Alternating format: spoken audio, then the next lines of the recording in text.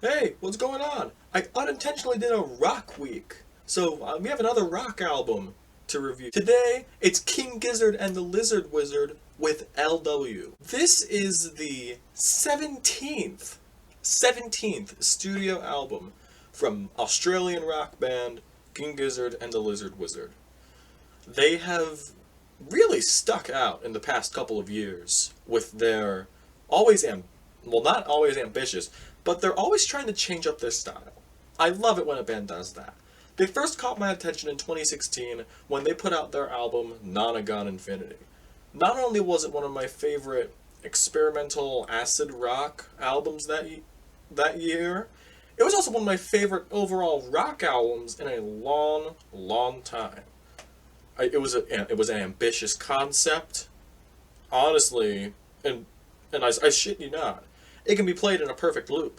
If you put this on repeat when you're listening to it, it plays in a perfect loop. The end of the last song perfectly transitions into the beginning of the first song. It's actually really fucking wild. Now, whenever an artist like that can put out such a ambitious project like Nonagon Infinity, this came out in 2016. Usually they take a little bit to recharge, get those creative juices flowing again. And what did they do? What did King Gizzard do? In 2017, they put out 5 albums. They put out 5 of them. Now, I know what you're thinking.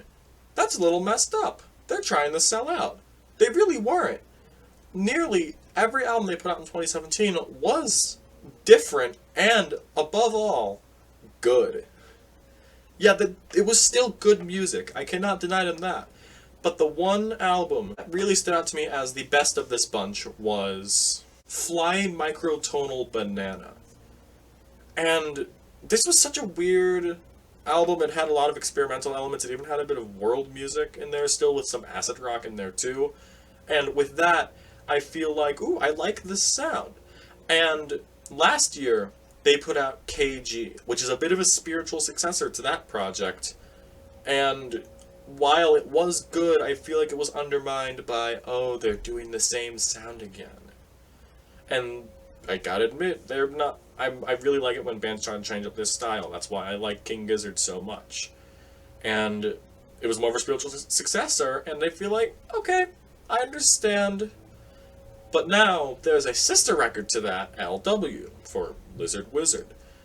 And I wouldn't be lying to you if I said I was disappointed with this project. I was really hoping for something new, but since this has similar art and a similar name to the last project, I understand why they went with the same sound. Now look, do you know the saying, if it ain't broke, don't fix it?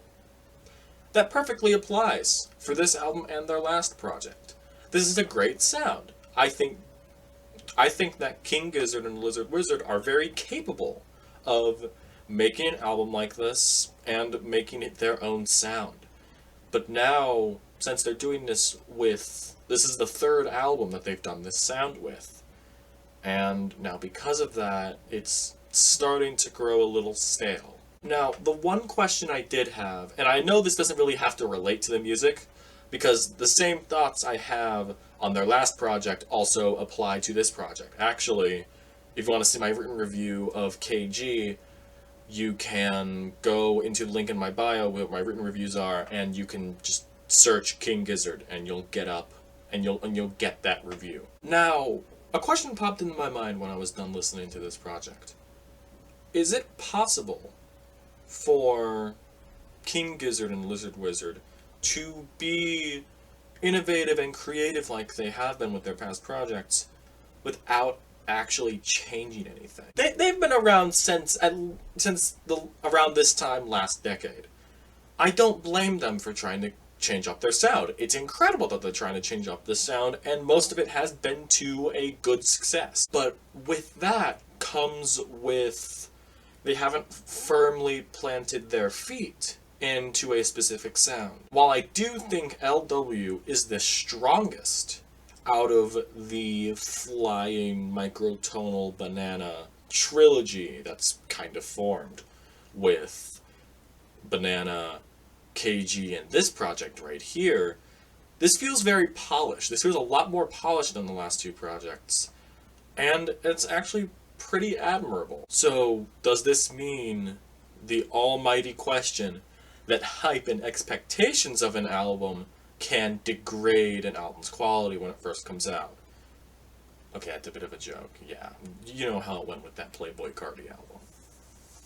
But now, it's a confusing thing, because this is not a bad project by any means. Actually, you know what? I would give it a solid 7 out of 10.